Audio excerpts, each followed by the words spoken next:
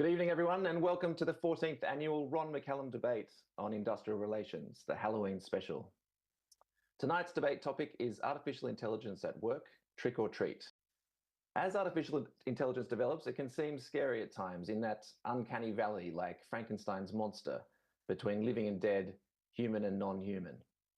Is it friend or foe, here to help us or to replace us? Some are calling AI the dawn of a new age of unprecedented prosperity. Others consider it more dangerous than nuclear weapons. Will AI exacerbate existing inequalities and biases, or cure them? Will it cause mass job displacement and unemployment, or improve job quality and get rid of boring work? Will it upend the very nature of the economy and mean we don't need to work at all? We'll debate these things tonight and more. So welcome to our live audience at the Wesley Conference Centre in Sydney, and also to the 400 or so people joining us online around the country. I'd like to acknowledge the traditional custodians of this land on which we meet and to pay my respects to their elders past, present and emerging. I'm James Fleming, the Executive Director of the Australian Institute of Employment Rights, and the Institute aims to promote better industrial relations in the public interest and is inspired by the structure of the International Labour Organization.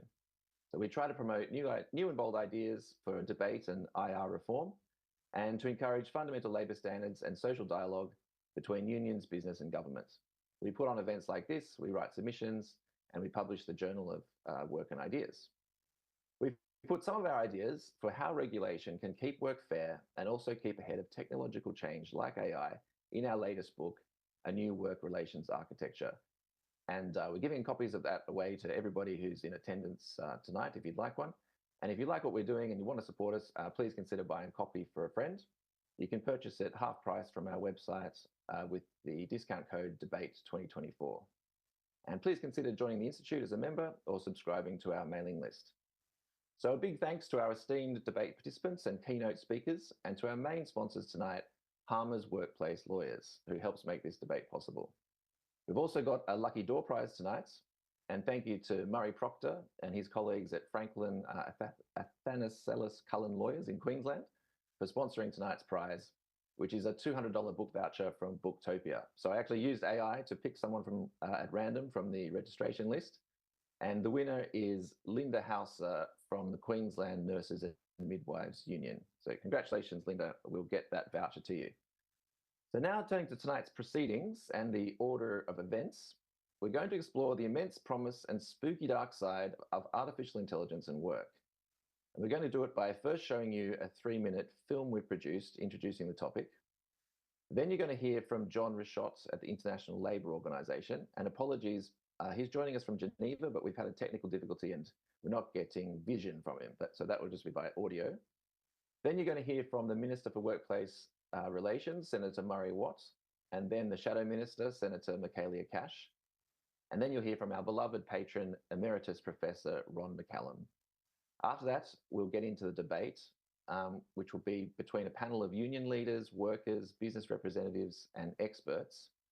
And each of the 6 panelists in that debate will get to make a 5-minute introduction speech before the debate proper begins. And that debate will be moderated by the President of the Fair Work Commission, Justice Hatcher, and he'll introduce all of our panelists tonight. So to get started, let me introduce Ron McCallum, after whom the debate is named. So Ron has been the AIER's patron for many years, and he's one of Australia's most well-regarded law experts and one of the world's leading disability advocates. He's a past chair of the United Nations Committee on the Rights of Persons with Disabilities. He's also the first totally blind person to have been appointed to a full professorship in any field at any university in Australia or New Zealand. He's a former professor and Dean of Law at Sydney University, and he was Senior Australian of the Year in 2011. The first of our keynote speakers is going to be John from the International Labour Organization. John Richotte has been with the ILO since 1999, and he currently works as a senior specialist in labour relations and collective bargaining. So please note the proceedings are being recorded and we'll upload this online afterwards. So now I'd like to go ahead and play the 3-minute film. This year we thought we'd let AI make the film, and parts of it I think are startlingly good and others are quite glitchy and weird. So have a look out for the senior citizen on fire, for example. Anyway, see what you think.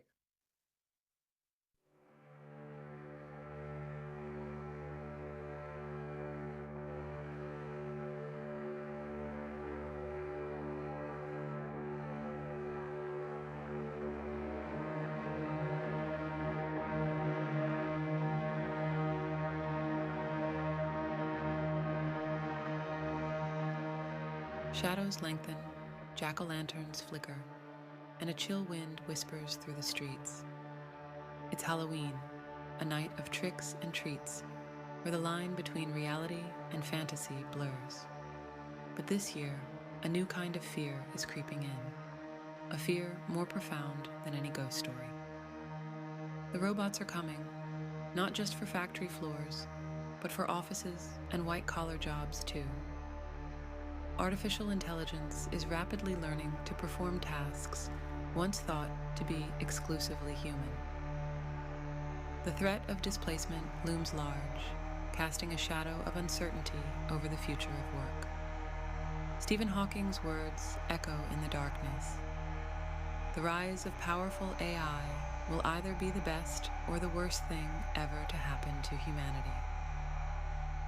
Are we facing a future of unprecedented prosperity or a descent into technological unemployment? A trick or a treat?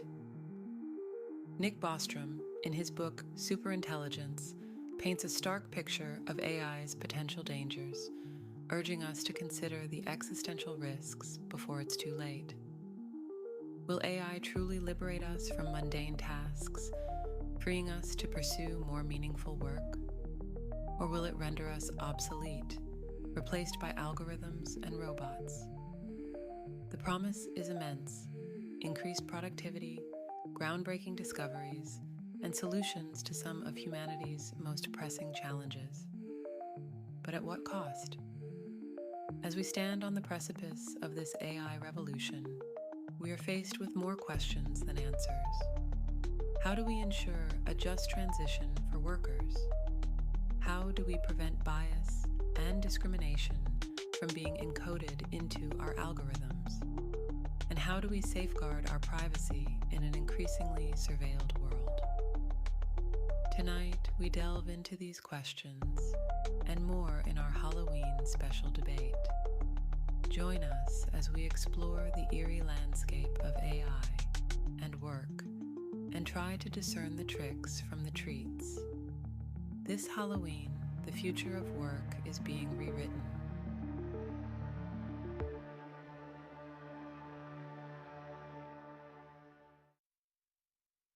I told you bits of it were strange. Okay, now I'd like to go ahead and welcome John Rashott from the ILO. Over to you, John. Welcome. Thank you very much, James, and apologies again for the technological problem. Emeritus Professor Ron McCallum, Justice Adam Hatcher, President of the Fair Work Commission, dear participants, it's a great honor to join you this morning from Geneva.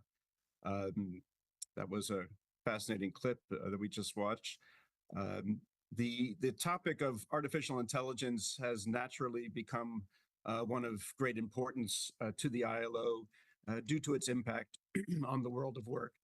Excuse me, as well as to governments, trade unions, and employers around the world. The ILO Director General has proposed to our governing body to incorporate the issue into our next program and budget, which is our most important document guiding our work for 2026 and 2027, as a dedicated outcome that the ILO will pursue. This would include, for example, support to member states and workers and employers organizations to promote the inclusive and effective governance of the digital economy. Of course, ILO's research and policy work on these topics is not waiting until 2026. I would like to make a few points on what we have learned thus far and reflected also in the clip that we just saw. With regard to research findings, whether the impacts of artificial intelligence are positive or negative depends on having a voice in its design, implementation, and use. The evidence thus far shows that artificial intelligence outcomes are more positive when workers and their representatives are consulted during the adoption of the technology. And potential downsides are the further undermining and identification of trade union representatives under certain circumstances, and its use in anti-union discrimination. When we look at the policy implications with regard to freedom of association and collective bargaining, at the enterprise and sectoral level, it implies a need to engage in collective bargaining as a first form of reflexive regulation. We already see collective agreements shaping AI principles and regulations in industries such as logistics and entertainment, often ahead of legislative measures. With regard to existing laws and regulations, for example, on discrimination, these should apply as well to artificial intelligence and should be implemented and used. Nevertheless, in terms of a broader regulatory environment, there are areas that need to be examined. For example, a right to information and consultation on the functioning of algorithms and on the use and privacy of data. The protection of the right to organize and action against surveillance. The right to bargain collectively on technological change and its implications for the workplace. And access to justice and to remedy, including in AI supply chains. And finally, of course, we find that social dialogue is key to the development of regulatory frameworks on artificial intelligence and platform work at the national level. On that note, I would also like to draw your attention to a September 2024 joint statement of the Labor 7 and Business 7, which are the representatives of trade unions and employers organizations of the G7 group of countries, entitled Shaping the Advancement of Artificial Intelligence Through Social Dialogue. It contains a substantial amount of detailed policy guidance on the topic. Finally, I would like to conclude by recalling that the next International Labor Conference in June 2026 will feature a very prominent discussion on decent work in the platform economy, with a view to potentially developing a new international labor standard on this topic. As with governments, trade unions, and employers organizations around the world, the Government of Australia, the Australian Confederation of Trade Unions, and the Australian Chamber of Commerce and Industry have all provided replies to the questionnaire sent out by the ILO, which is the first step in shaping the potential future labor standard. It promises to be a fascinating discussion. Thank you very much for your attention. Over to you, James. Thank you. Thanks, John, and yeah, great to get a bit of a snapshot of what's happening globally from the ILO level. Now we'll hear from the Minister and the Shadow Minister. G'day everyone, I'm Murray Watt, Australia's Employment and Workplace Relations Minister. Thanks very much for having me as part of this year's Ron McCallum Debate. I'd like to start by acknowledging the traditional owners of the lands we're all gathered on and pay my respects to elders past, present and emerging. As a former employment and industrial lawyer, I recognise the incredible contribution of Ron McCallum to Australian and international labour law, so it's a real honour to present to you today. And I should also make the obligatory declaration when discussing AI. No, I did not use AI to write my speech today. I'll let you decide if that's for better or for worse. As you'll no doubt discuss today, artificial intelligence has the potential to offer a lot of benefits to employers and workers, but it can also open a can of worms for workplaces adopting it. There are examples of AI being used to enable greater productivity, support people into work, and create new or higher paying jobs. In some cases, it's also keeping people safer at work by not putting workers in risky situations. But at the same time, AI does present its own set of risks and challenges. Generative AI, like previous waves of automation, will likely lead to some workers being displaced and others needing to adapt as their job is augmented by AI. It also has the potential to exacerbate inequality. When AI is used to automate the management of workers, there is a risk that people are treated like parts of the machine and the needs of the individual worker can get lost. It can make biased and discriminatory decisions, and those decisions can be life-changing when they relate to things like hiring and firing. And AI also lacks transparency and accountability, which can create risks for employers and workers when things go wrong. Now, I'm sure you'll come up with some thought-provoking ideas on each side of this debate today. Now, there's no doubt that more broadly, technology is changing how workplaces operate. And while a lot of the decisions about whether to embrace it sit with employers, it's vital that workers are consulted about technology adoption and its impact and involved in decision-making around it. Of course, governments also have a role in making sure technology is helping, not harming. We need to ensure that workers' rights are prioritised and protected. And we're doing that, as a government, in a range of ways by delivering more secure jobs, safer workplaces, and closing the gender gap. Back in 2018, I chaired a Senate inquiry on the future of work and workers. While some of the themes we looked at remain the same, there has been a huge advancement in the way that technology is being used in the workplace. And that's a good reminder that as policymakers, we can't rely on set and forget approaches to policy, thanks to that rapid pace of change.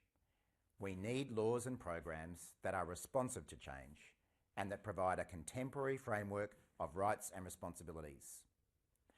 That's why the Albanese government recently passed laws to give workers the right to disconnect. A few decades ago, being contacted outside work hours looked very different to today, and we recognised the need to update the expectations to counter burnout and address the amount of unpaid overtime that had crept into workplaces or people's homes. Technological advancements are also the backbone of many gig workers' jobs, food delivery services, rideshare, and many others. For example, a digital platform might use an algorithm to allocate tasks to workers and to determine prices for those tasks. As a result of this shift, our government made changes to workers' rights through our closing loopholes legislation to deliver minimum standards for the industry. Moving specifically to AI, one of the ways our government is working in this space is by ensuring that Australia's laws protect people and businesses from potential risks.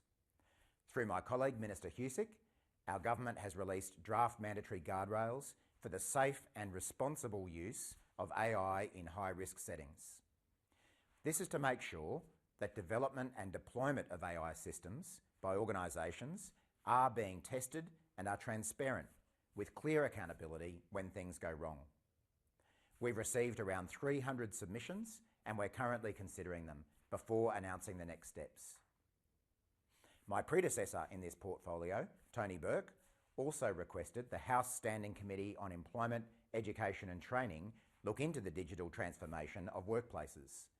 That inquiry is considering how to harness the opportunities of AI while managing the risks to workers, and it will report back next year.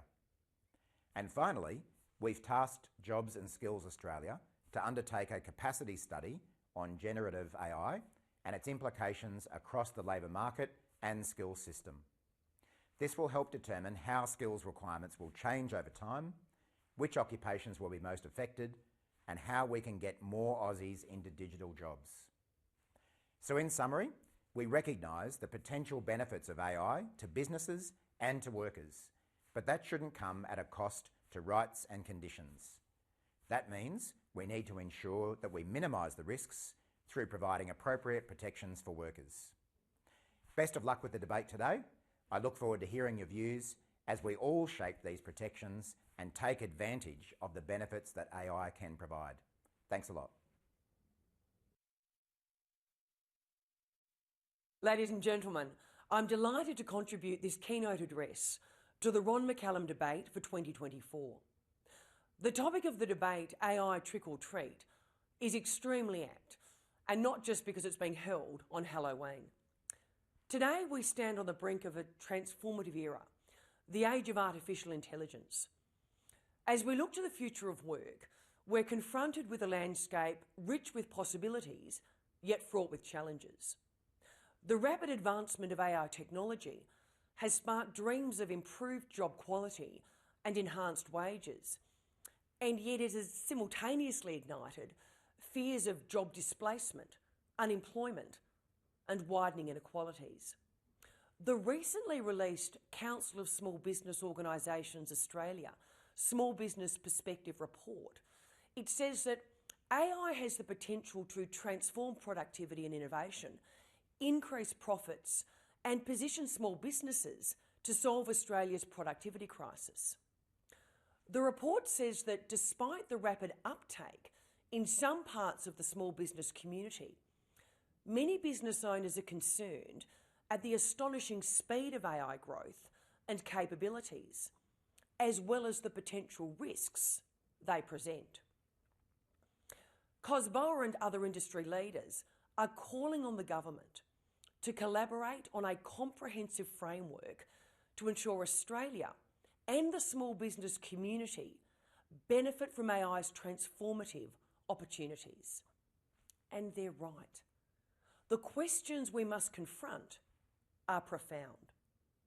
How can we harness the immense potential of AI whilst mitigating its risks? And what governance structures and guardrails must we establish to ensure a responsible and equitable transition into this new era?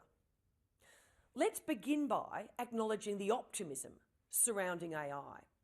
There's a genuine belief that AI can automate mundane tasks, enabling workers to focus on more creative, strategic, and fulfilling aspects of their jobs. This potential to enhance productivity can lead to higher wages and improved job satisfaction. Imagine a world where tedious data entry is handled by intelligent systems, allowing employees to channel their skills into innovation and customer engagement. Now, yet while this vision is promising, it's crucial to balance it with a sober assessment of the risks. As we consider the future of work, we must prioritise strategies that not only embrace technological advancements, but also protect and uplift our workforce. To mitigate these risks, we must invest in reskilling and upskilling initiatives. Employers and governments must collaborate to ensure that workers are equipped with the skills needed for a rapidly changing job market. This requires a commitment to lifelong learning, where education systems adapt to include digital literacy and critical thinking from an early age. Moreover, we should explore new models of work, including gig economies that can provide flexibility and new opportunities for individuals across various sectors. A crucial area of discussion, of course, is the governance and oversight of AI technology. Many experts express concerns about the current lack of adequate regulation surrounding AI development and deployment. There is no doubt that the regulation of AI poses as one of the 21st century's greatest public policy challenges. As we integrate AI into our workforces, we need frameworks that guide its ethical use. This includes establishing standards for transparency, accountability, and fairness in AI systems. Any AI policy framework ought to safeguard Australia's national security, cybersecurity, and democratic institutions without infringing on the potential opportunities that AI presents in relation to job creation and productivity growth. Businesses must not only comply with any regulations, but also champion responsible AI practices, ensuring their technologies are used to enhance human potential rather than undermine it.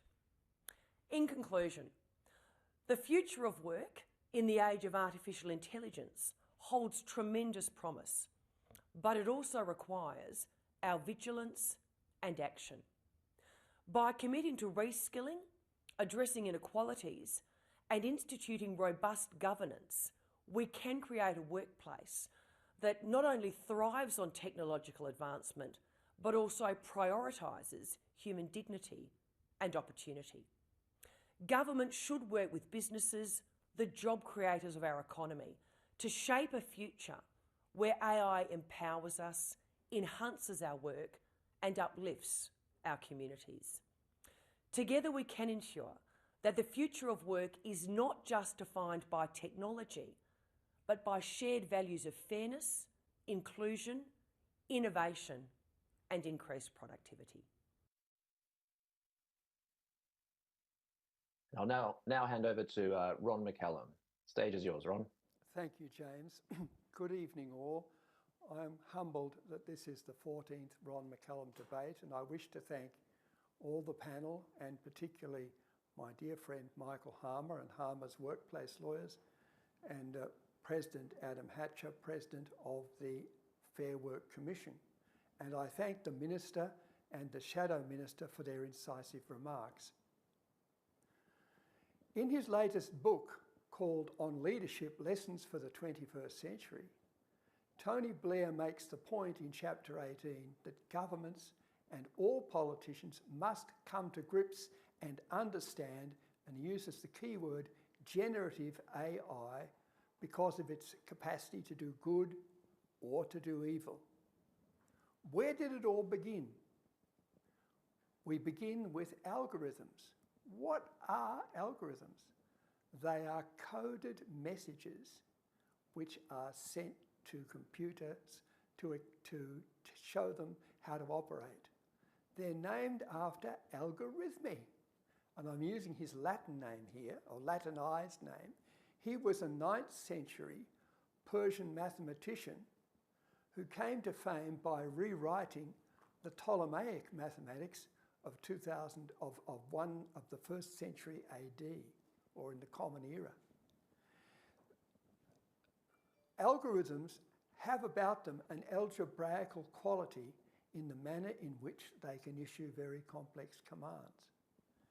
You don't need me to go through the history of computers onwards, from Alan Turing onwards. We now have microchips, microprocessors, but more particularly, we have huge storages of data, and with big supercomputers we can use what we might call long language models, which will allow the obtaining of information, etc., these large language models. To use an analogy, because I've just become a grandpa, when we have babies, we talk to them and they make their wishes known, but it takes a while for the neurons to operate and for them to understand language, and then to realise that they can make fantastic demands, particularly of grandpa, using language. And that is what we call generative AI, and that occurred as recently as 2022. So we now have an expanding loop where AI can give us answers, make suggestions, and it will only get better, and it will cause enormous problems in the workplace. But I'm a great friend of technology and artificial intelligence because it's helped many of we persons with disabilities. Now, I can't see, and both of those are plastic inserts. I'm not having you on. So I thought, should I use artificial intelligence to tell me what's out there? AIER Explorer. We're going to use AIER Explorer, which is an American app for blind people, and we're going back to a large supercomputer somewhere in California. Access a conference of image, a conference of image, a conference detailed, transfer to request AIER verify image, transfer to request AIER access AI chat heading, access AI chat Now, heading, image, a conference or no. conference or present, choose from gallery button, type a message, choose from gallery, No. conference or presentation. How do I make a photograph here? A conference transfer to request AIER. I've got to stand up to do this. What it's a bit. Button. All right. Cancel. I think Button. we're going to have problems. Photo. Date. Photo. Photo. Date. The 16th of August. Image No. 2. Image 2. No, it won't. Image I'm 2. really sorry it hasn't worked. That's a great pity. And but it really does work. And we did it this afternoon, and it told me who was sitting in the front row. It is quite amazing, and I'm really sorry it hasn't worked. But it just shows what can happen with artificial intelligence. Sometimes it works, sometimes it doesn't. I'm going to pass to the President of the Fair Work Commission. Thank you, President. All right, well, good evening, everybody. Obviously, we're here to talk tonight about artificial intelligence and particularly how it might interrelate and affect the world of work and workplace relations. And of course, I think as James has started off with in the title of the session, we've got this dichotomy between trick or treat, or what I call utopia or dystopia. And of course, Ron, in terms of the technology that's now available to him, has perhaps pointed to some of the utopian elements.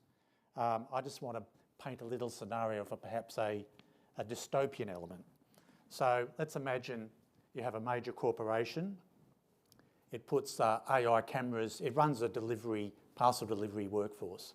It puts AI-driven cameras in the vehicles of the workers, and it says this is for safety reasons. In reality, what the cameras do is they collect granular data about workers' location, their behaviours, their work intensity, their performance, and a whole lot of other things. And then it gets that data and it runs it through an algorithm which determines what hourly rate the worker should be paid and how much work should be allocated to them. In short, it's used to determine for each individual worker, this is not collective, it's per person, the minimum rate they can be paid for the maximum output and profit. Ineffectively, it works out which workers are the most desperate for the work and then pays them less for doing more. Now, is this an imaginary nightmare? No, it's happening right now in the United States. It's got a name and it's called algorithmic wage discrimination. The major corporation also has a name, and if you want to find out what that is, read volume 123 of the Columbia Law Review. So that little anecdote is designed to demonstrate that what we're talking about is more than just potential. This is having major effects on the world of work and employment rights, and we can expect that to hit Australia fairly soon. So the future is now, and that's what I want us to all talk about tonight. Now, Michael's assembled a stellar cast of speakers as he usually has, and I'll just introduce every speaker at the outset to save time. So on my far right, we have Bill Simpson-Young. So he's the Chief Executive of the Grading Institute, which according to its website, which I looked at this afternoon, is an independent, non-profit research institute that works to build safety, ethics, accountability and transparency to AI systems and develops new algorithms, training organisations, operating AI systems and provides technical guidance for AI policy development. Now, I think Bill's the only actual tech head on the panel. He's had a massive world of experience in terms of providing advice to major technology companies, government research institutions, including the CSIRO, and he's also taught IT innovation at the University of Sydney. He's been appointed to the federal government's interim AI expert group. Then we have Helen Cooney. So Helen's the National Assistant Secretary of the SDA. Helen literally started on the shop floor, having been employed in a wide range of retail outlets, and became a workplace delegate for the SDA. She's since worked as a policy, strategy and governance advisor for state and federal governments in the university and community sectors, and also in her own business, before returning to the SDA and to a current senior role. To my immediate right is David Marr. He's a multiple Walkley Award-winning journalist. For many decades has been one of Australia's leading commentators on legal, political, social and cultural affairs. He is the author of a biography of Patrick White, among other books, and more recently, Killing for Country, which is an account of the frontier wars in the 1800s in Queensland. And he's written for a wide variety of media publications, and of course you've also seen him on many shows on the ABC. In no particular order, we have Dr. Anna Boucher, who is the Associate Professor and Chair of the Discipline of Government and International Relations in the School of Social and Political Sciences at the University of Sydney. She's a global migration expert as it intersects with public policy and comparative politics, and her research covers immigration, gender, racial diversity, inequality and labour market and regulatory change, as well as skill selection of migrants, and she's also written a range of books and publications and advised the Australian government. On the far left we have Liam O'Brien, who's the Assistant Secretary of the ACTU. He's held that position since 2018, and before that came from the Australian Workers Union, where he represented workers across a wide variety of industries. In his current position, Liam's responsible for leading the union movement's policy, industrial and campaigning work on health and safety and workers' compensation matters, and he's also responsible for the portfolio of skills and vocational education and training, and is a member of a lot of important work safety bodies. And finally, Michael Harmer, who is, of course, probably doesn't need an induction since he's here every year, but he's, of course, the founder and chairman of the eponymous Harmer Workplace Lawyers, one of Australia's leading employment law firms. He's been a fixture in the Australian industrial relations landscape for, is it 40 years, Michael? You can't possibly be so long since you look so youthful, and he's been involved in too many significant employment cases to name, and he's also, of course, the president of the Australian Institute of Employment Rights. So we'll invite each speaker to start now. Each speaker is going to have, how long? 6 minutes. President, can I have one more shot? Yes, you can. Learn more. Quick capture and send. Quick cap. AIER Explorer. Loading. AIER Explorer. Back. Button. The image appears to be taken from a stage or podium looking out into an auditorium. The auditorium has several rows of red chairs, some of which are occupied by people. On the stage, there is a screen displaying a person who seems to be appearing via video call. The room is well lit with overhead lights, and there are exit signs visible on the walls. The overall atmosphere suggests a conference or presentation setting. Thank you. There we are. Thank you. Thank you. All right, so we'll start with Bill Simpson-Young. Hi everyone. So I'll just say a little bit more about my background so you know where I'm coming from. I'm a techie, you know, as Adam said. I started in AI back in the mid-80s. I started studying AI in the mid-80s. I did a course at university called Artificial Intelligence. The textbook was called Artificial Intelligence, right? It's been around for that long. In the late 80s, I started working in a job on machine learning. Machine learning is, if you're not aware of machine learning, it's the technique that's usually used to train an AI model. And so I was actually working with the job where my job description was machine learning research assistant at University of Sydney, where one of the first commercially successful machine learning engines was built. I was building systems that were doing things like looking at mushrooms and being able to tell whether it was toxic or not based on training it. And if you're not aware of AI, these days in AI, most systems, there's a lot of different variety of AIs, but usually at the heart of it, it's all about building up a model where you're learning from the data, using machine learning, and that process is what leads to a lot of the risks. What I want to do in the time I've got is just try to make 9 points, if the time allows, that I think are worth taking into account when thinking about AI. So first, AI is not one thing. I talked about this core sort of property it has, but the types of AI, there's a huge amount of different types of AI out there and different applications of AI. AI has been used for decades for spam filters and processing your letters and reading the address off the letters. It's been around for a long time. Those forms of AI are very well understood, very predictable. The risk profiles are pretty well known. And then you've got the more recent AI models, which are large, built from internet scale data, massive amounts of compute, massive amounts of money and energy and so on. Now, the difference between those is massive. And when people talk about AI and they're trying to talk about those, that leads to all sorts of problems. And so you end up getting a situation where you get arguments about AI will or won't do this. Some people are thinking about old school AI, some some people think about new AI or future AI. So it's really hard to reach agreement if you use a term like AI. So it's worth, being more specific. Secondly, but having said that, for the rest of what I'm talking about, I'll be talking about large language models, as Ron was talking about, which is sort of where things are at and where things are going, or foundation models more generally is what they're called. So second point is AI capabilities have advanced massively in the last 2 years, last few years, and they're going to continue changing. So don't think of AI being what it is now. If you think of AI as being ChatGPT, you think of AI as being Microsoft Copilot, that's useful for today. It's not useful for a couple of months from now. It is changing very quickly. And so anything you think about the future, if you downplay the capabilities or power of AI, don't, because anything can happen.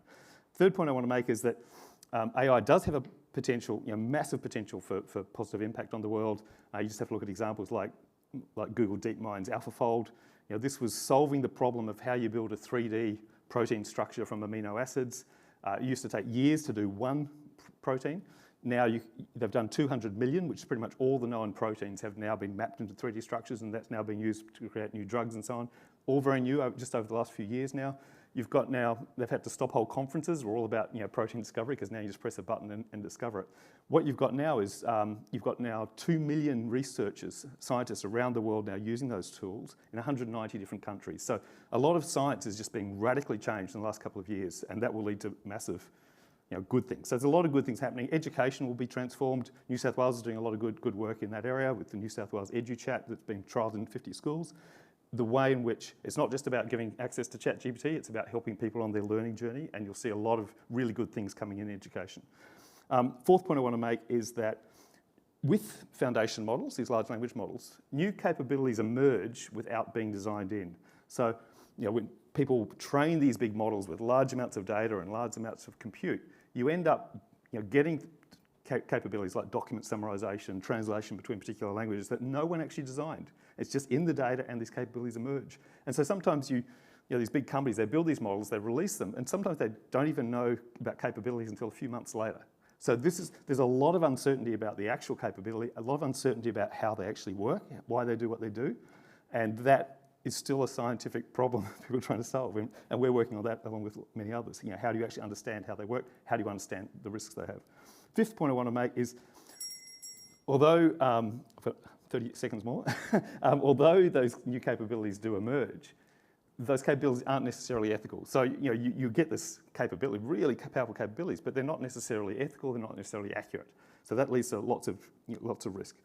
Sixth point, AI is likely to outperform humans in most cognitive tasks. If you look at all the charts, you can see these charts of over time, particular functions being done better by AI. It used to be image understanding, language understanding.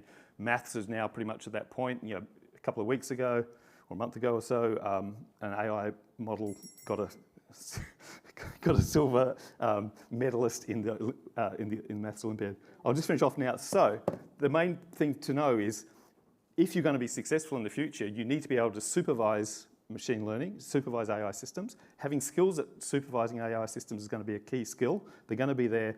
And what's really important is how good you are at supervising AI systems. It will be necessary. Anyway, I'll come back to that later.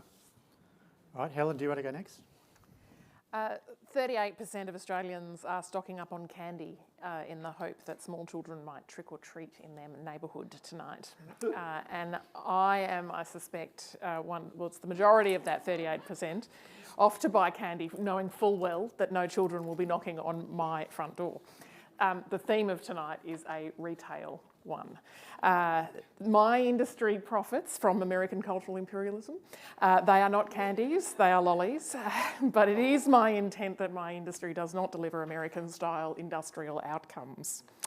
To those of you champing at the bit to tell me that Halloween is Irish, not American, I say this. It is also my intent that we do not have Irish-style digital and taxation outcomes. Tax is something that retail workers and their employers pay. One of the most twisted things about trick or treating is that the tricks can be a treat and the treats can be a trick. As young women are taught, a moment in the mouth and a lifetime on the hips. This is Gates' law. As long ago as 1996, Bill Gates wrote, We always overestimate change that will occur in the next 2 years and underestimate the change that will occur in the next 10. Don't let yourself be lulled into inaction. In the case of social media, that is exactly what we did. We let the social media blood run free. We've let social media spread misinformation, compromise our privacy, enable bullying and play into our loneliness. We need to act on AI because, call it machine learning, deep learning or whatever, AI is already operational in every industry. My first contention is that the profound transformation is already underway. Major retailers are opening automated distribution centres and automated customer fulfilment centres. For Coles, it's part of a $1 billion investment, and for Woolworths, through Primary Connect, the cheques are similarly sized. Skills and commensurate wages are needed to support the transition to automation or part automation, because rice getting caught in those machines is extremely expensive. $1 billion is a lot of money, and I recognise that retailers need return on their investments, but make no mistake, they will gain in sales, as has been the result of each evolution to date of the cash register and the back dock. There is a need to share the benefits of improved productivity. The SDA had success in bargaining, and it has had success in bargaining, and now is the time to increase minimum wages in line with improved productivity arising from technological advances. That is to say, the benefits of digitalisation should be shared with workers alongside community and shareholders. My second of three contentions is that AI might not be human, but it is a human creation needing human oversight. You probably see the frustration caused by hit and miss digital image processing when it tries to read your fruit at an automated checkout. That frustration does escalate, but the computer can't see that. SDA members do. What you won't see so much is the algorithm-led rostering. There is a need for roster justice where workers don't play Hunger Games for shifts and work and care don't collide. Changes to Section 65 of the Fair Work Act have helped, but there is more to be done. Rostering apps are used in the context of minimum cost rostering, which means when staff are sick, those on shift have significant workload increases. Workers should not be subject to last-minute changes to their hours, and they should be consulted on their rosters, which brings me to my third and final contention, that consultation is needed as AI prolificates. In some UTS and essential research that was highlighted, a retail worker said to them, "We don't get updated about anything.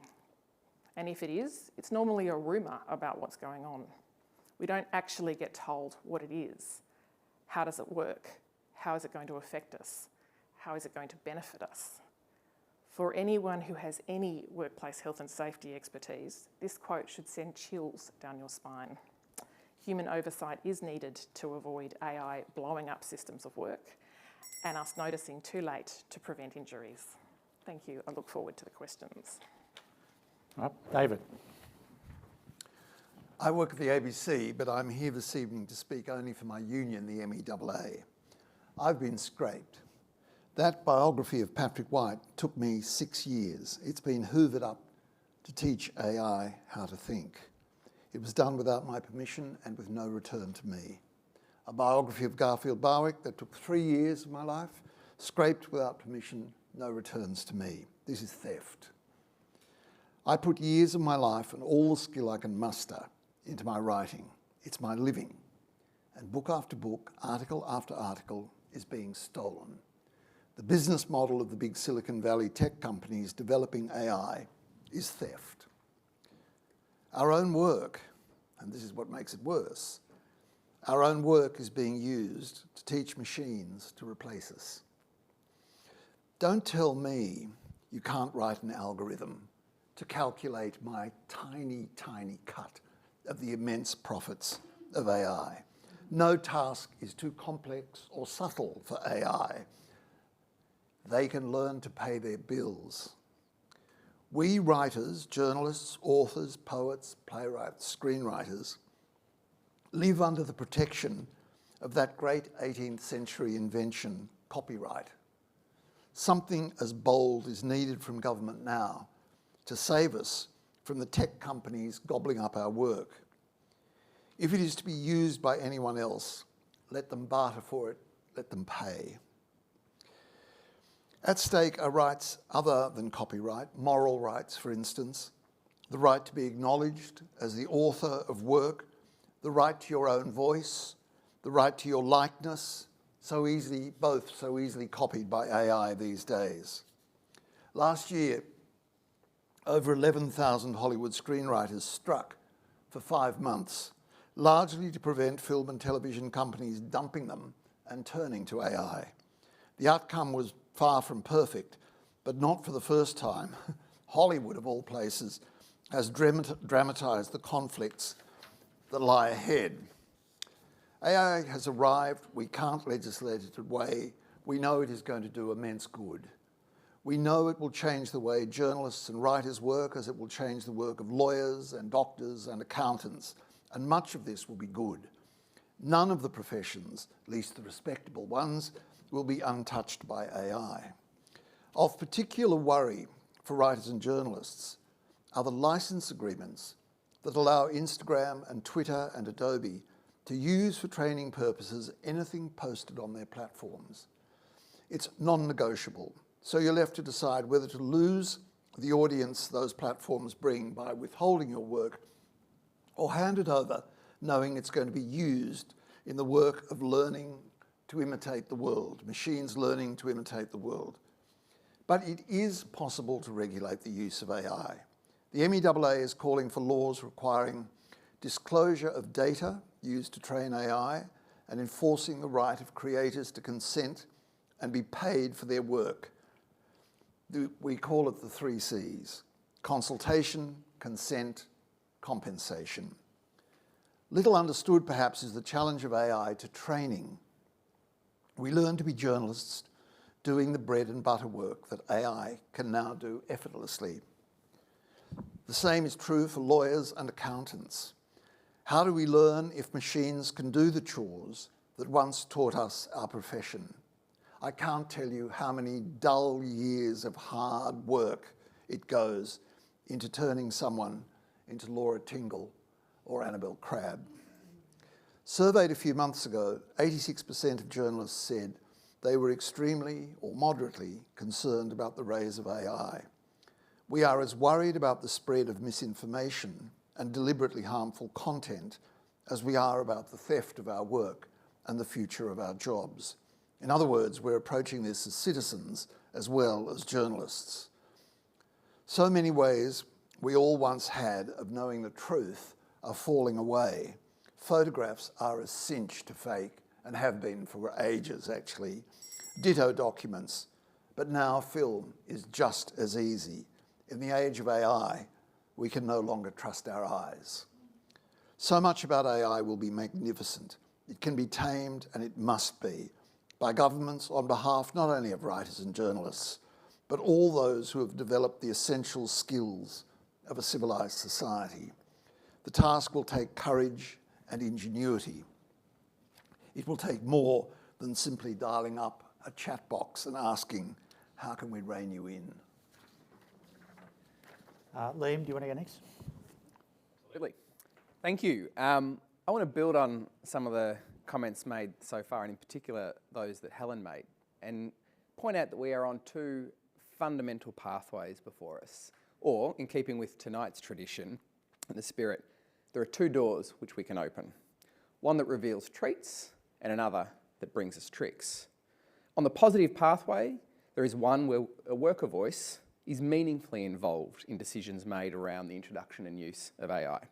And it's where workers are meaningfully consulted, where workers are supported with skills and training that will enable them to embed their knowledge and experience in the development and design of AI systems. It's one where the productivity gains that workers create through their skilled use of AI systems are returned to workers in improved wages and conditions. And it's one where AI is used to elevate the quality of work and life. But there is also the negative pathway, and is a pathway that we are on right now. It is here where AI systems are simply being used to automate work with the objective of displacing workers and suppressing wages, AI systems are being used to worsen the quality of work through work intensification. And where AI systems are used to intrusively surveil workers and to take away their basic rights to privacy and personhood, or as David points out, to outright steal from workers. We can see these risks already. Earlier this year, McKinsey released a report that predicted that 1.3 million workers in Australia could be displaced by the introduction of AI systems in the workplace by just 2030. They estimate that it's actually women workers, lower paid workers, and workers with fewer educational qualifications who will disproportionately be affected. These will worsen inequality in our labour market. We've also seen big corporate players use these systems to undermine workers' jobs, rights and conditions. Just a few weeks ago, the Commonwealth Bank announced its intention to slash jobs and replace human beings with chatbots. The first the union representing those workers at the bank heard about this was when it appeared in the pages of the Australian Financial Review. Here, workers' voices weren't being heard, they weren't even being sought. If serious action isn't taken to ensure workers' voices are heard, then this will be a spooky future that awaits many workers, one where AI isn't a powerful tool for workers, and instead it's a grim reaper in search of jobs to destroy. And this isn't just bad for workers, these undermine the very public trust in AI systems and tech more broadly. It lead away at the already meagre social licence that AI and big tech have. But it's not inevitable. It is not inevitable that this is how AI will be used. We have the ability to shape the future, to create a more positive scenario that I mentioned at the start. It will require a strong and meaningful worker voice in all decisions made about the introduction of AI into workplaces. This isn't a radical idea, but it is an important one. Earlier this month, Darren Acemoglu and Simon Johnson of MIT were awarded the Nobel Prize for Economics. In their work, they argued that given that workers will be profoundly affected by AI, they should have voice in its development. Now, some employers get this. Recently, Cbus signed an agreement with the FSU that defines AI, provides guarantees over the use of worker data, and ensures consultation will take place over the introduction of AI systems. This shows that workers and employers can work together to overcome the challenges of the AI transition. The union movement is eager to work collaboratively to chart a path to this better future. But at the centre of this must be the needs and rights of workers. We must have a fundamental right to a voice in the AI transition so that it's not just Jeff Bezos or, dare I say, Elon Musk, and heaven forbid the Commonwealth Bank, making these big decisions. The right to skills and training, support provided in the workplace throughout careers to ensure workers are not left behind by these AI systems and that we're able to readily adapt and upgrade. The right to enjoy the benefits of productivity gains that will not be created through new technologies by themselves, but by workers bringing their skills, their knowledge, and their creativity to the use of these technologies. Depending on what door we knock on, we take a trick or a treat that awaits. But what is really important is that we get to decide which door it is. Thank you. Anna? Thanks. AI tools can analyse vast amounts of information quickly, and they provide actionable insights that improve decision-making processes.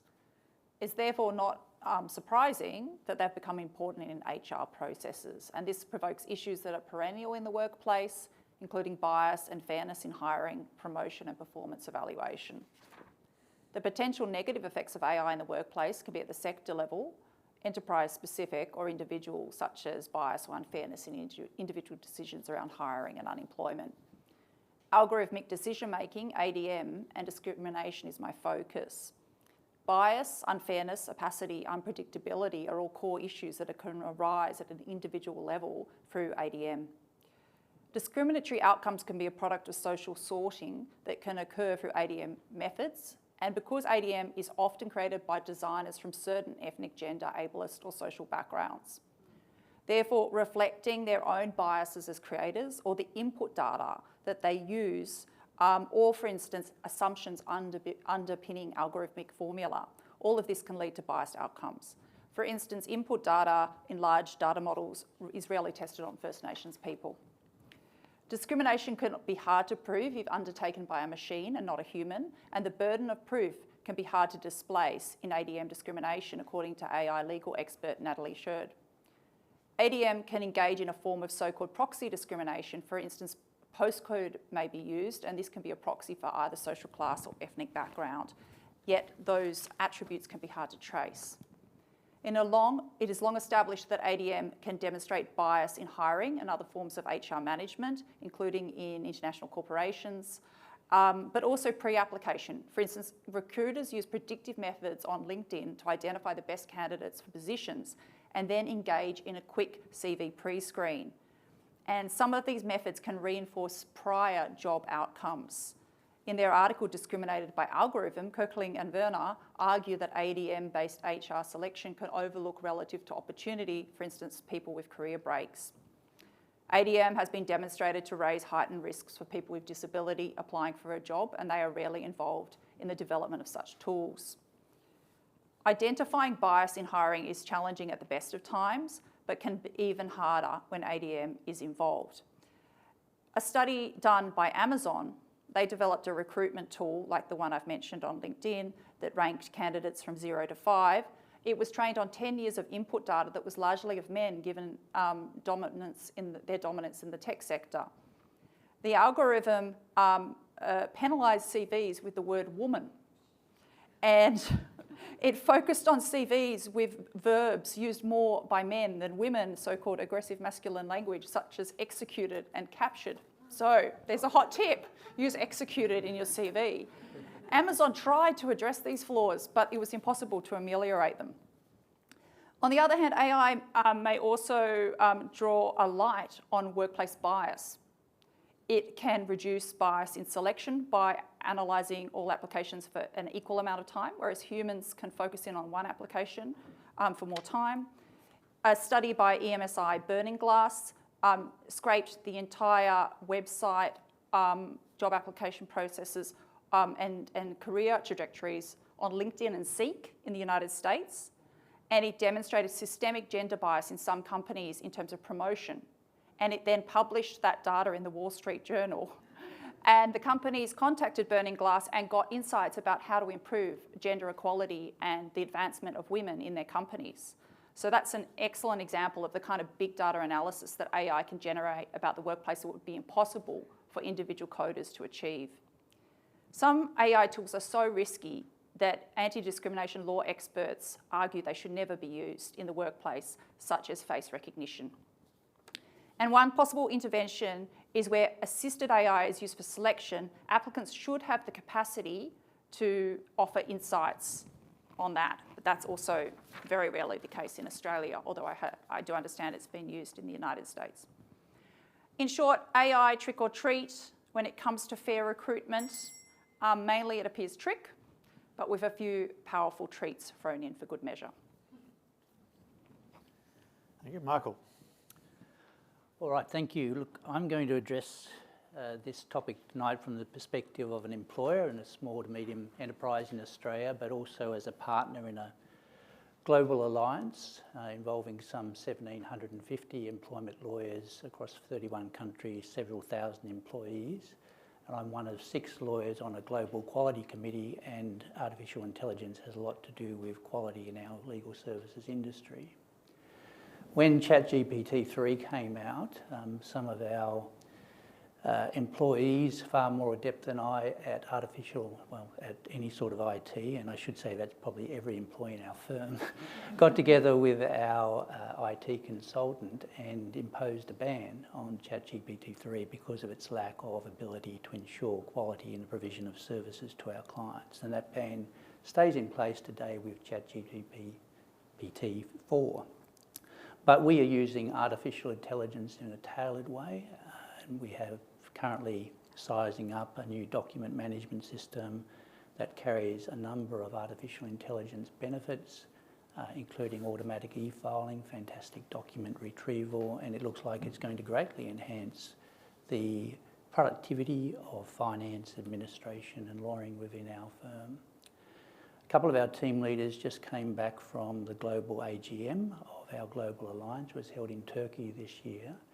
And the view was that, yes, there's going to be massive changes in the legal services industry across the world, but more in 10 to 20 years rather than the next 2 to 3 years.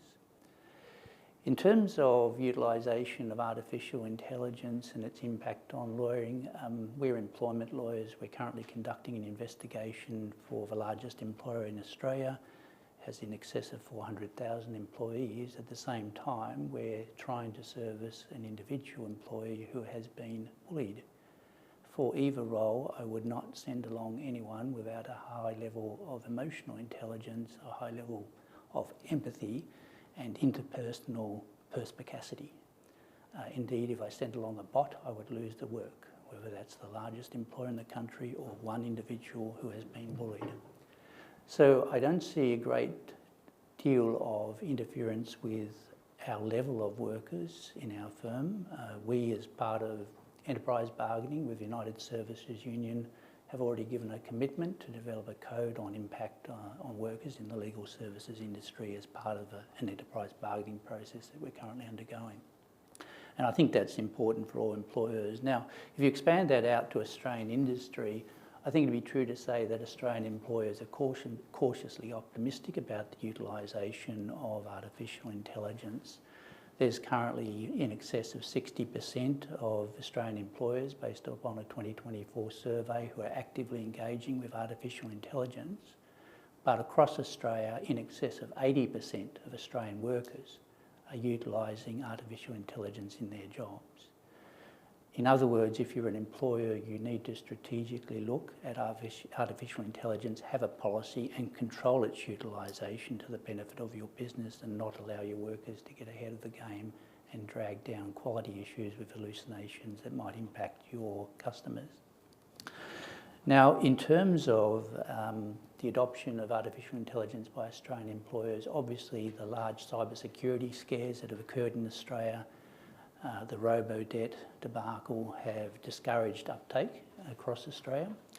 However, you would have read in the Financial Review yesterday a survey across the Commonwealth Public Service involving the utilisation of a well-known form of artificial intelligence, and the estimated increase in productivity was 1 hour per day. And that increase in productivity of 10 to 15% is fairly low-hanging fruit for pretty much all employers with administrative involvement. In terms of that, employers have a right to manage their business as they see fit, and Australian employers should be adopting and tailoring artificial intelligence to the benefit of productivity and so as not to lose competitive advantage. But that right to manage ends when you act unfairly or unsafely towards your employees. Now, moving then to an issue of global safety, I can just observe that artificial intelligence has the potential to end poverty throughout the world, end inequality, cure climate change, and basically have us all on universal basic income while the machines do the work and we foster our actualisation, if you like. How far is that off? Well, that's where the trick comes in. In terms of the technological singularity, when artificial intelligence exceeds a human being's intelligence in every respect, Elon Musk says 2 years. Bill Gates says about 10 to 20 years, futurist say about 5 years. That's a very short time span towards the potential technological explosion when artificial intelligence exceeds the intelligence of every human being by every multiple. And it's at that point that you will find that the designers of this artificial intelligence have no idea how it's going to operate in that context. They have no idea how it's going to be controlled, and they're basically introducing it to the world for a buck without design for safety, and it would not pass muster under Australian safety laws in any respect. So what does that mean for Australian governance of the situation? Number one, I think the Australian government should impose an immediate ban on all artificial intelligence beyond ChatGPT-4, and I'm talking about large language models because that's the segue to losing control. Number two, Australian legislation should all move to the model of our safety legislation, all reasonably practical steps to ensure safety, not just safety but fairness, and that should not just be under our workplace relations system but under all our law, because there is no aspect of prescriptive law that can keep up with the speed of technological change in this country. So in terms of ensuring that we secure the treat rather than the trick, we need to act now. Thank you. All right, well, we'll start the debate element of the night. So I thought I'd start with a big picture question, and it sort of takes up some of the themes that Michael was just talking about. So I was looking at the internet this afternoon about some quotable quotes about AI, and one commentator said that in the future, the relationship between us and robots or AI will be like the relationship that currently exists between humans and dogs. So I'm going to direct this question to you, Bill. Do you accept that analogy, and more importantly, who will be the dogs? Exactly. Yeah, no, I don't accept that. I mean, it'll be nothing like it. Yeah, we're talking about. Yeah, and I mean, it is up to us. You know, we have to choose the right door, as Liam said. If we can go down a route that is going to lead to humans being in control, then maybe we've got some hope. If we don't, yeah, I mean, you've got this. The capabilities are increasing so fast, and don't forget, they're not just going to be doing what humans can do. It's not like they're going to be artificial humans. They'll have access to a world of data, right? A world of information, a world of capability, all internet worked. You know, in some cases, it's not just. You can't compare it to a person and a dog. It's just no comparison. Okay. All right. So the other big picture question, I suppose, is just the effect of AI on the level of employment in modern economies. Now, if we look back in the past, and for example, in the 60s, we had the introduction of containerisation of work on the waterfront, which led to a lot of itinerant low-paying jobs being replaced by a small number of high-paying jobs. I remember the 80s where the desktop computer was going to cause mass unemployment, and it didn't. So my question, perhaps starting with Liam and also Helen, how well placed are our fears of unemployment being caused by AI, or is everyone going to find an alternative path in the future? So well, I think the comparisons to technological change that's occurred maybe in my lifetime is a good one. Before I left the Australian Workers' Union, I organised the aluminium industry. I was there for the unfortunate closing of Australia's first smelter down in Point Henry, Geelong. That smelter was designed in the 60s, was designed to produce 150 tonnes of aluminium per pot. And at the time that it was built, it employed close to 2,500 people. When we closed it, it employed 200 and produced nearly double that in terms of capacity. And I think for many of those workers that were displaced over that period, they never found gainful employment that was like what they've had. I think what we know with AI is that the change will be much more rapid than previous technological change, but also it will really widely affect all workers and all industries. We talked just before about ChatGPT, but actually the applications beyond just that are significant. And so in some ways it creates much greater risk. We are going to displace workers, as we already are really displacing them more productively, faster than we can productively redeploy them. So I fear that actually the displacement of workers is a really serious issue, and we need to ensure that as AI is being introduced, that not only workers are being given the skills in order to be able to use it, but equally those that are displaced are afforded a just transition in terms of being able to provide training and instruction and ultimately good quality jobs. And so I am very sceptical and very concerned about the job displacement and creation conundrum, because I think very clearly it is having a rapid effect on jobs. I gave the Commonwealth Bank as an example, but we've seen many other companies in Australia start to displace workers far faster than we've ever seen before. Helen, do you want to have a go at that question in the context of some of the changes you described in retail? Yeah, I think the issue is transition, because I would say at a systemic level, retail's a reasonably resilient industry, but it's the individuals that matter in our world. So what I mean by that is buying and selling goods for profit is a pretty clear objective, and through the transitions that we've had, I used to work in David Jones at one point, sorry, won't name the company, through the process of the GST and peeling the price tags off every single CD in the music and video section of David Jones. There's still jobs selling goods. Some of those are in stores, some of them are online, and buying and selling of goods for profit will continue, and that is something that people will continue to work on. And at a systemic level, when there's been major change, there has been resilience at a sort of broad level. I think about the taking of Franklin's and putting that into other stores, and there was, at a systemic level, it was fine. That doesn't go to the dystopian description that was given before about self-actualisation by just being, while a machine does everything.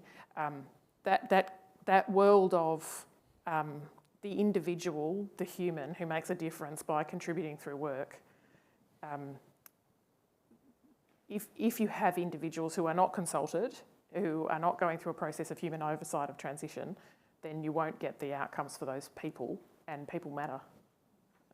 And do you see AI-driven businesses like your Amazons and its imitators, as it were, destroying traditional retail in the longer term? Retail has a fabulous word that I use a little bit, omnichannel retailing. For those of you who buy cosmetics, there are some retail stores that have a lot of staff, but when you talk to those staff, they'll show you the products, and then you'll say to them, "Oh, I might look at it online." They'll go, "No worries," because actually the store is part of the marketing budget rather than a traditional location. So you might have a bricks and mortar store. So this idea of online versus bricks and mortar, it's just not a reality in these industries. I think that the challenge will be making sure that the collective approaches to containment and to the objectives around transition is important. So you asked about large companies like Amazon and others. Are they going to destroy it? Well, it's a certain type of life working for those organisations right now, and we've got to make sure that there's collective action to change the behaviours of companies like that. All right. Well, let's talk a bit about the effect of AI on the quality of employment. So the upside picture, and I think this was touched upon by the Shadow Minister, was that AI will enhance job satisfaction because it will displace boring and repetitive and dangerous tasks, and everyone will be freed up to be creative and do more human interactive tasks. I thought I might ask some of the panel as to how realistic they see that being in their particular industries or occupations. Perhaps, David, you could tell us about how realistic that might be in the context of journalism and media. The capacity of AI to really analyse what's going on in the community is immense and will be incredibly valuable. It still requires, I think, a human being to say, this is the question I want answered by the AI, and that human being will need to be trained in the ways of addressing public curiosity, which is one of the great things that journalism does, and will have to be trained in methods of making sure that the research is fair and truthful. But there's going to have to be a person there saying, I want this question answered. It presents for so many professions a chance to do away with the boring stuff, and a chance to be able to analyse things at a level that has never really been possible before. But as I was saying in my 5 minutes, the boring stuff is so often where you learn your job. And if you are not going to, if you can't be employed and paid to do the boring stuff, there may be no way at all of providing people at the end of the process who are the ones capable of asking the machines the big questions. There, of course, are going to be job losses. Of course, employment is going to be reshaped.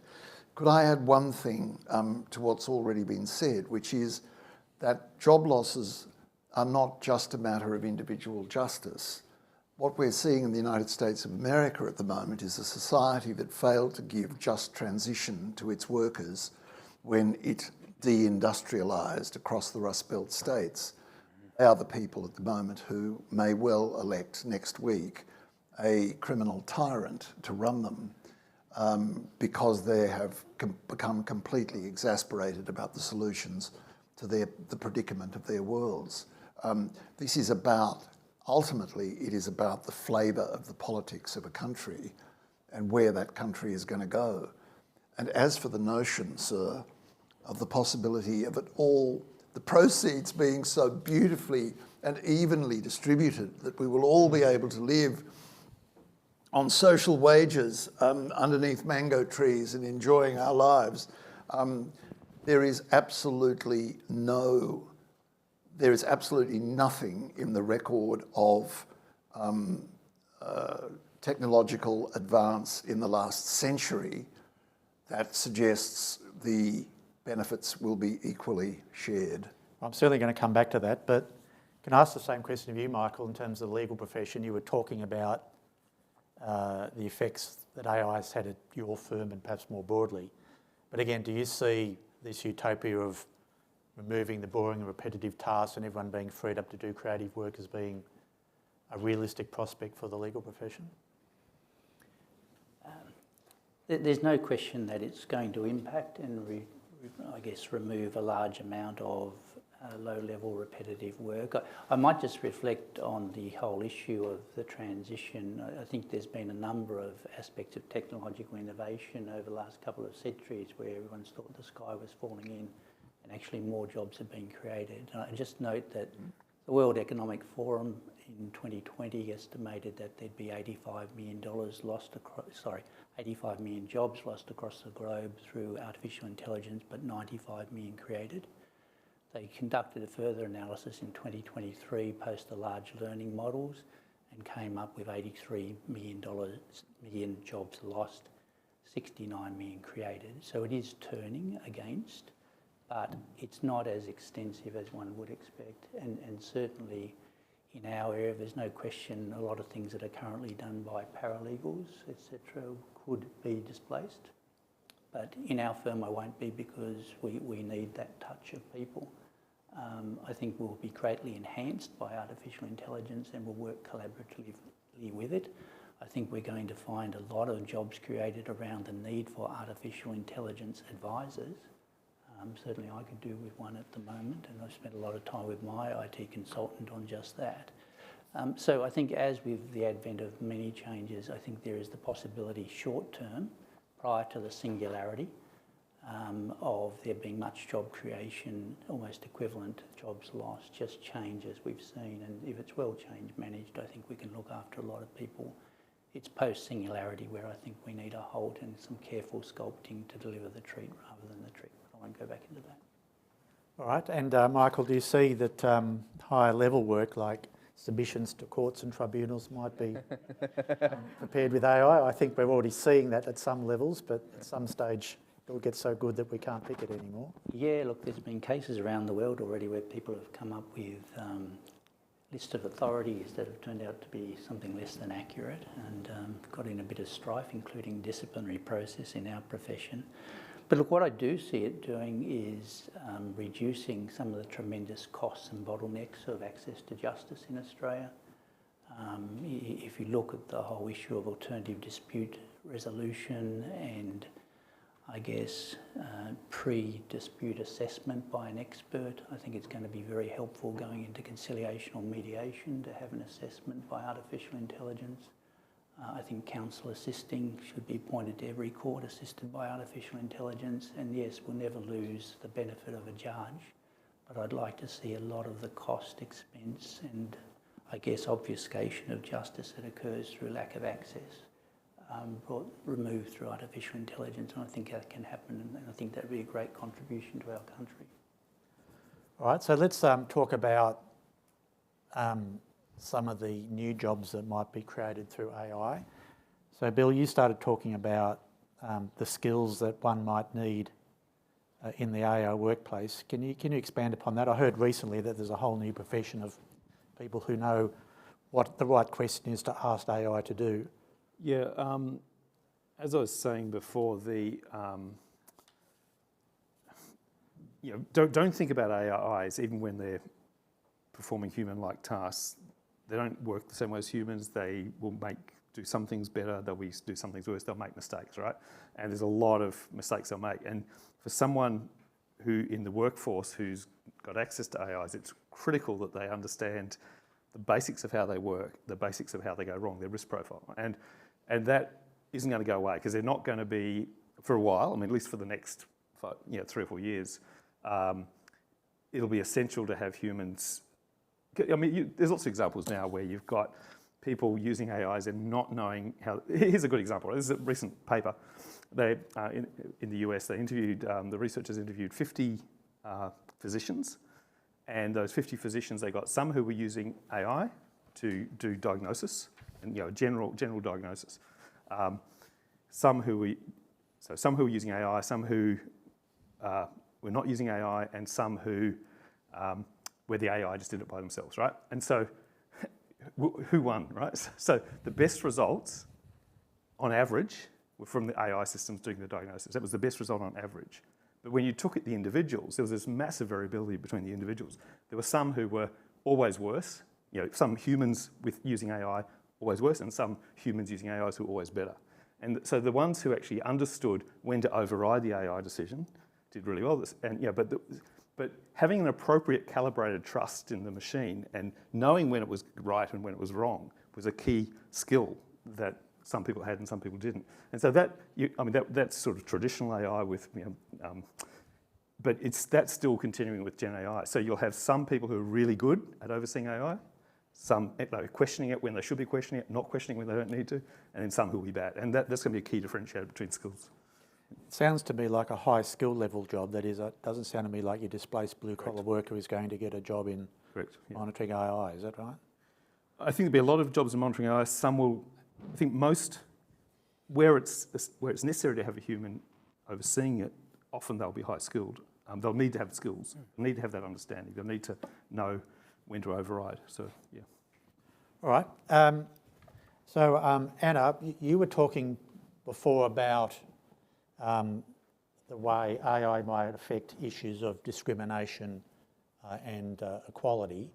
So let's talk about income equality. How do you see AI potentially affecting that? Do you see it as equalising incomes, or do you see it as exacerbating and income inequality? I think you could see a bifurcation. So you could have, you'll definitely have some jobs that are displaced. So those people will probably end up on lower income because they'll end up on income support if they can't find new jobs. There is an increase in low-skilled labour, so there's an interesting question. Some of that can't be automised. So perhaps there will be actually a slight increase in the wages of what we might categorise as low-skill workers. And then at the top of the wage curve, I think you'll probably see an increase, especially with these people who have this fusion of skills, legal skills and AI skills, or they'll become a specialist class who will be able to negotiate very high skills in the labour market. That's how I'd probably see it. And if you look at where the skill gaps are in Australia, there's a lot in the tech sector, but there's also in low skill. We know that. That's where the pressure is on the migration system. And some of those jobs, they seem like all the stuff around seasonal work, they can't be automised very well. So those people will still be able to negotiate wages, I think, irrespective of AI. And what about issues of gender and racial equality? Well, I've talked about ADM, how it's leading to highly problematic racialised and gendered outcomes. There's a movement for some of these assessments to be audited. In New York City, there's legislation where audits, the methods need to be published on the employer's website and they can be audited once a year.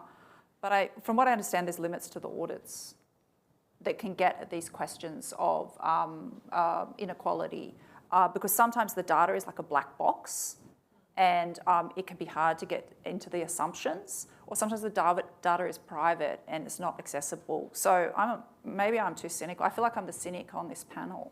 But my sense, just from the literature I read on discrimination, is it can be very hard to identify, and these trends are quite obvious and pretty consistent across the academic studies that have been done. So I'm pretty concerned, personally, about what that means, unless, of course, people are not relying on LinkedIn, or if they're using more their personal networks, but then we know social networks bring other forms of disadvantage in terms of job applications. So I think people are kind of disadvantaged whether they go through the traditional methods or the AI-generated methods.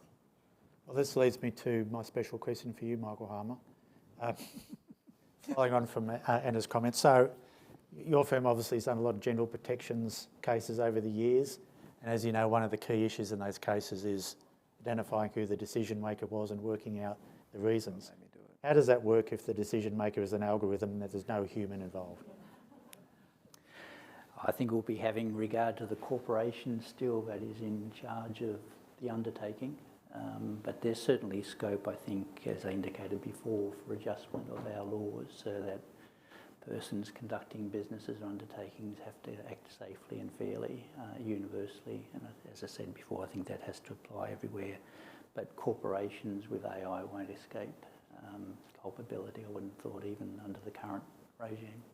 It seemed to me that a plaintiff law firm in that situation might need a degree of AI expertise to even understand and bring a case about that, let alone win the case.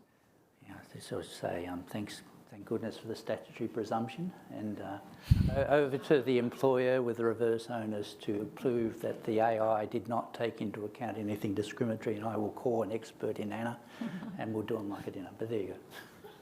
All right, so let's go back to you, David.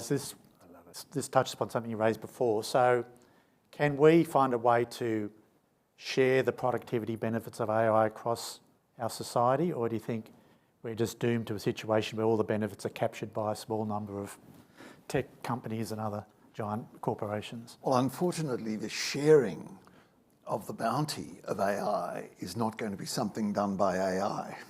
That's going to be done by people, because that's where the bounty goes. And I can't see any reason at all why the usual principles don't apply, which is that far from trickling down, money whooshes upwards.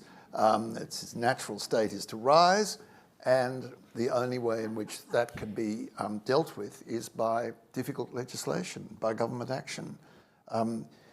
If there is the potential for paradise out there, there's the potential for paradise already, but we're nowhere bloody near it, and there are no signs we're getting any closer. And that's politics. That's the reality of politics. I think it would be bizarrely utopian to suspect that anything else is facing us. All right. Do you want to add anything to Hannah? No. Okay. All right. Well, let's talk about the relationship between AI and our Australian industrial relations systems. And I might direct this at Helen and Liam in the first instance. Is it possible that artificial intelligence will render our workplace relation system irrelevant by bypassing traditional working relationships and disempowering workforces in terms of their bargaining power? You want to have a go at that, Helen? We have, I mentioned, rostering systems that are algorithm-led. Alongside those is usually a WhatsApp group or something else, a conversation, a discussion with your manager. I find it hard to see that AI would render workplace law useless. Like, how is that possible when AI is not actually replacing the relationships? But if it does in time, it does require human oversight to make sure that it's done well. We had a mum who was returning to work after having her baby, and she was orally told by her manager that for her to work from Monday to Friday would be unfair to other workers, but with a letter that talked about the role of Section 65, she was able to get appropriate rostering that's navigating the legal system in an AI algorithm-led rostering arrangements. So I think some of those, I mean, we've got a lot of over 55s needing fatigue and night shift changes and things like that. So I just can't see how it's going to render it useless. I think, if anything, it makes it more important to get it right and to get the accountabilities clear. All right. Do you want to add anything, Liam? In particular, do you see a role of further AIER reform as dealing with this particular issue? Always. Firstly, I think we should be looking at our work health and safety and our industrial relations frameworks to ensure that they're fit for purpose when we think about AI. I'm going to maybe keep to the work health and safety framework generally because I get in less trouble when I freelance on that than when I do on the Fair Work Act. But I also want to pick up on, I suppose, Michael's kind of invitation to suggest that actually we've got a bit of a framework that can work here. And I actually, as someone who practices in work health and safety, I really am quite fond of the principle of duties and how they can be adapted to different areas. I would say obviously that there are duties on people who manufacture plant and equipment. People who make AI systems have duties to how they're used, and they need to think about the end user and the consequences there. I suppose my one caveat, I've never seen a work health and safety regulator prosecute people who manufacture plant that actually kills workers yet. I'd love to see greater insight in terms of how we can get them active there. But I do think that principle of duties and due diligence of those that make these systems is something that should be looked at. And I think there are opportunities around thinking about that framework and how it can be applied in the context of AI to those that are creating AI systems, making them think about the end use. I think we see that in some aspects of gig, making sure that gig platforms are conscious of how these systems get used and the hazards that they create. So I think there is a lot of merit to looking at our system both in terms of work health and safety, but indeed industrial relations, and ensuring that it is fit for purpose when it comes to the development of AI systems. I think really starting with principles around duties is a really good start. All right.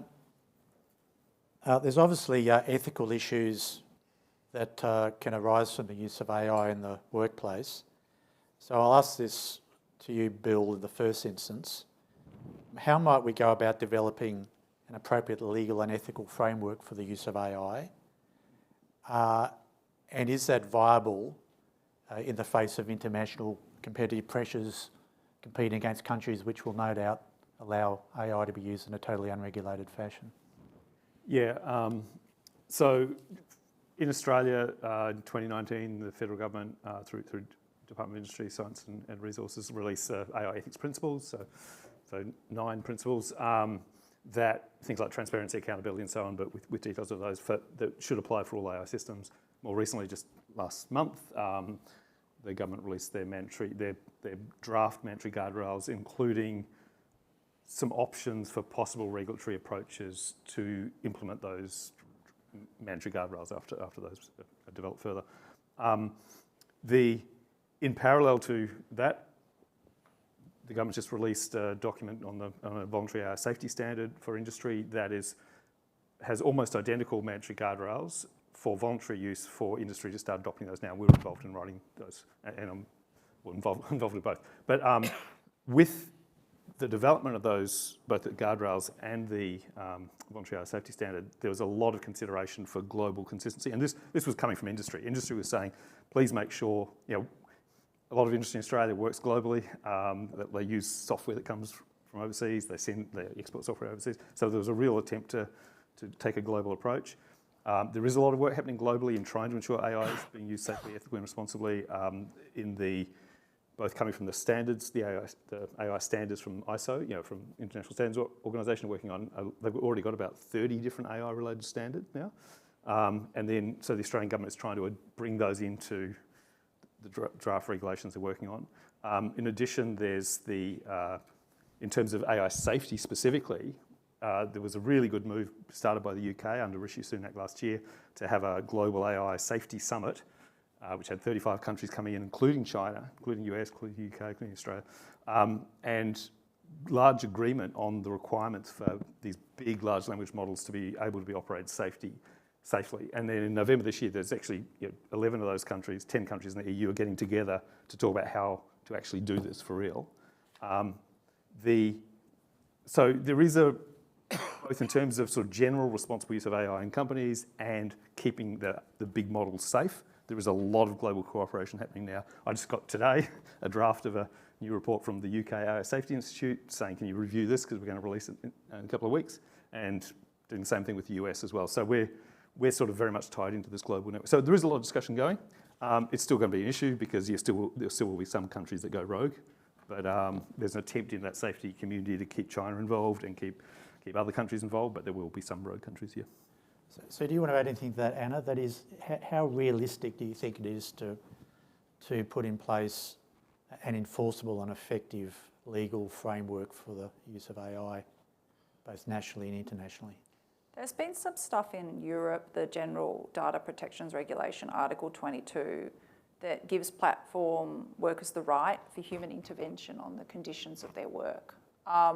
And so that's been held up as a gold standard in this regard. There's a sort of social dialogue around algorithmic management, which gets at some of the issues you raised about who's the decision maker. So if there is an algorithmic decision maker, there still needs to be some human intervention. But apparently, case law on that directive shows that in some instances, ADM is still permissible. So I think at least in Europe, in the European Union, they have a discussion around this, which we haven't really got in Australia yet. But even there, with this apparently gold standard regulation, it can be difficult. So, I mean, I'm a bit sceptical because I think we're talking mainly, especially with platform workers, largely vulnerable workers. And then we've heard from the union representatives how their worker power can be fractured through AI. And so their capacity to then build voice and also have the ability to understand the complexity of these systems, I'm quite cynical about that. Maybe that's just me. All right. We've heard some of the speakers talked about the need to upskill and retrain workers. Helen, do you want to talk about what sort of framework from the governmental level needs to be in place to make that effective and to ensure that there is a just transition?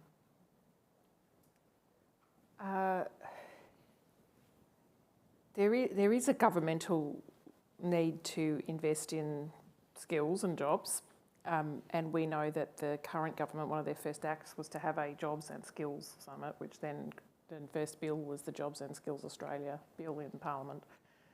So there's certainly a very clear-minded thought from government about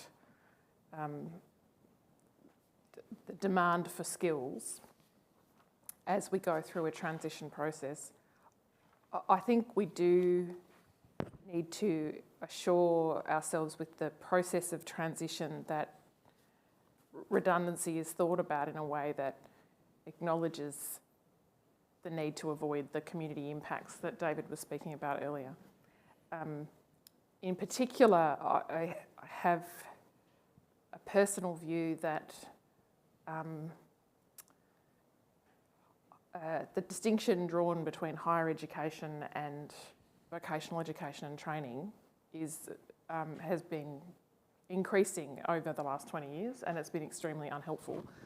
And we know that a lot of the skills that are needed for the future are vocationally orientated, and we need to change the way we think about that, particularly for young people entering their first jobs.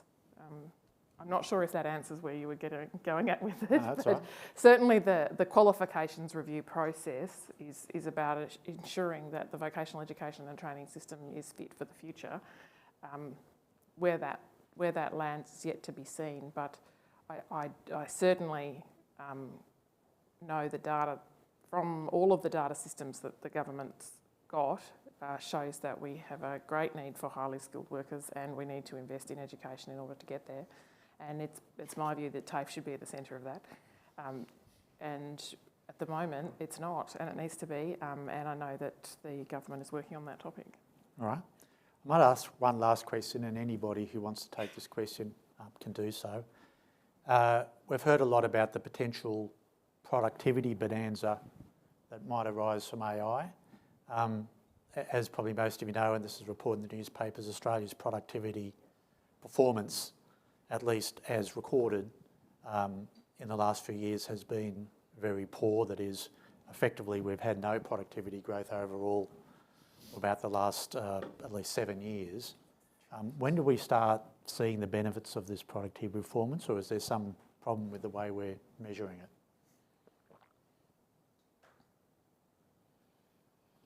Well, just to fill the void, I think. Look, I think it's going to happen quite rapidly. As I say, look, I'm no expert in artificial intelligence, but I haven't read anyone who has said that the technological singularity will not occur. The question is 2, 5, 10 or 20 years. That's the point where artificial intelligence is superior to any human being. Now, the technological explosion, which is predicted, again, by most futurists, is when it's more intelligent than all human beings combined, manifold. And again, I haven't seen predictions that is very far off. You're talking 10 to 20 years, probably. That being the case, there will be a tremendous explosion of productivity, and there will be, post the singularity, massive job displacement. There will be a need to sculpt a new order. There will be a need for universal basic income and very careful change management. And that's why I was suggesting the government call for a moratorium, because if people like Elon Musk or Bill Gates are predicting that we're either 2 or 10 years off that, I think we need to be acting now. So I think, yes, massive productivity according to that is going to flow, unless most of the experts in the world are incorrect. Give us a date, Michael. I'm more a 10 to 20 year person, okay. But yeah.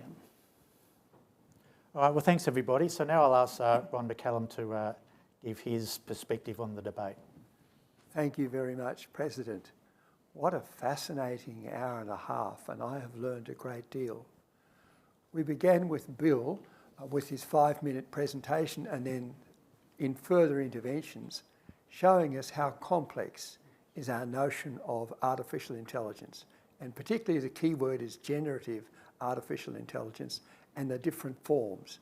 And that gave me a better understanding of the whole process. And Michael also added to that with his explanations. David, in his inimical way, was able to show that often the large language models steal the work, particularly of we white-collar authors, teachers, etc. This strikes home to me because our second son is a film composer in Los Angeles. And if you remember the film that we saw at the beginning, that music was done by artificial intelligence. But how do you get the mood music right? You put into the large language model all the music that other composers have composed. And that's one of the difficulties, and we university teachers don't want to be displaced. But that may happen to some extent. We also saw from Liam and Helen the need for workers to have voices, particularly with these enormous changes. Worker power in this country is far less than it was 40 years ago. Trade union membership in the private sector is about 9%. Workers have less power to demand a fair shake of the tail. And we're going to need to make sure that workers' voices are heard when all these changes occur. Professor Anna Boucher spoke importantly about discrimination and artificial decision-making, and that's something we're going to have to keep an eye on. Already there are clear evidence of bias in artificial intelligence situations and even in the robot debt scheme. It seems clear to me that artificial intelligence, and particularly generative artificial intelligence, will displace jobs. And while it may have been in the past that more jobs were created than those were displaced during the Industrial Revolution, that's not going to be the case in the future. We're going to have many workers displaced, and not simply the poor and uneducated, although there'll be many, but junior lawyers, junior accountants, people in junior white-collar jobs who are filling in the forms, checking the consistency of documents. This will all go by the wayside. you may find these unhappy campers delivering food and driving Ubers in a very unhappy manner. And we're going to have to manage this displacement of significant numbers of employees at a time when we are facing the challenge of climate change, which is also affecting employment, and when the rules-based order under which we have been living since World War II seems to be disintegrating. We will need governments to hold their nerve, and I think the only way out is by strong international cooperation. I believe in technology. I love technology. You know, I first saw a wire recorder, predated tape recorders, where things could be read to blind people on them and you can play them back. No one reads to me anymore. I do it by machines. I didn't have the Fair Work Act read to me. No one would have the patience. I used electronic machines. And for many of my sisters and brothers with disabilities, this is a way ahead for us, even though it causes great problems in society. I know that my photography still has a bit of work to do, but you can see that it's coming along. I'm looking forward to saying to Mary, look, you stay home, you don't need to drive me. I've got my self-driving car out and I'm just going to be in it. That is not fancy. That will happen, and we will see truck drivers and others displaced. We have to live with it. It's part of us. We can't turn away from it. We need thought, skill, international cooperation, and strong ethics to ensure that all of us can survive these waves of technology, climate change, and international disruption. Thank you for a wonderful debate.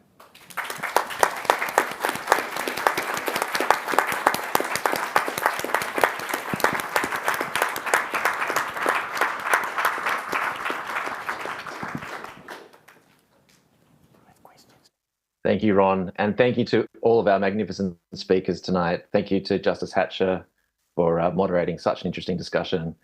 There's so much to contemplate. My brain's exploding. I'm sure yours is as well. If you're in the room tonight, please help yourself to a complimentary copy of our latest book as you leave. We'll have to leave it there. Please, join our newsletter. You can have a look at the Industrial Relations National Calendar on our website to keep abreast of events around the country. And we look forward to seeing you all next year. Good night.